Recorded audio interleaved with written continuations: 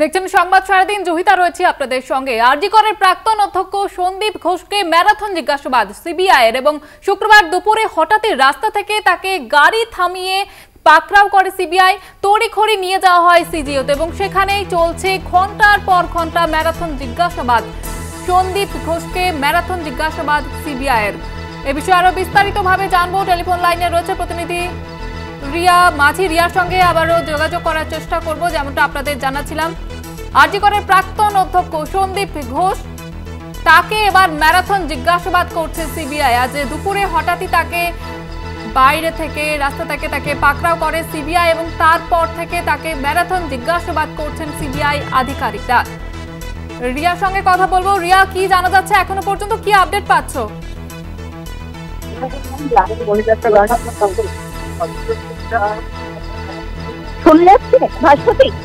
হ্যাঁ রিয়া, আমি জহিতা কথা বলছি।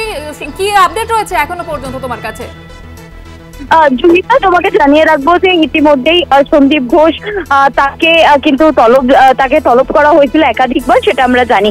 কিন্তু যেটা দেখা গেল যে তলবে ছাড়া দেয়নি সন্দীপ ঘোষ, এবং সেই কারণের জন্য সেকেন্ড বার যে নোটিশ, সেই নোটিশেরও কিন্তু ইমপ্লিমেন্ট করেনি সন্দীপ ঘোষ, এবং সেই কারণের জন্যই যেটা দেখা গেল যে আজকে সেই নোটিশে সাড়া না দিয়ে সিবিআই এর সে শটান চলে গেল কোর্টে, এবং কোর্টে গিয়ে সেখানে বললো যে তার নিরাপত্তা অভাব বোধ করছে, সেই কারণের জন্য তার পুলিশি নিরাপত্তা চাই। এবং এই সবের মাঝে যেটা দেখা গেল যে রীতিমতো একদম মাঝ রাস্তা থেকে হাইজ্যাক করা হলো এই সন্দীপ ঘোষকে, এবং সেখান থেকে হাইজ্যাক করে সন্দীপ ঘোষকে নিয়ে আসা হলো সিবিআই দপ্তরে, এবং সেখানে তাকে ম্যারাথন জিজ্ঞাসাবাদ করা হচ্ছে।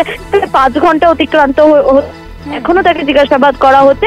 এবং পাশাপাশি তোমাকে জানিয়ে রাখবো যে এই মুহূর্তের যে খবর, যে গ্রুপ ডি স্টাফ যারা রয়েছে, প্রায় 7 থেকে 8 জনের গ্রুপ ডি স্টাফ, যেখানে 2 জন মহিলা, যেটা আমি বারবার বলছিলাম যে সেদিন যারা অন ডিউটিতে ছিল তাদের প্রত্যেকের একটা লিস্ট তৈরি হয়েছে, সেই লিস্ট অনুযায়ী কিন্তু তাদেরকে তলব করা হয়েছে। এবং এই মুহূর্তে গ্রুপ ডি স্টাফ, যেখানে 7 থেকে 8 জন, 2 জন মহিলা রয়েছে, তারাও কিন্তু এই মুহূর্তে এসে উপস্থিত হলো সিবিআই দপ্তরে।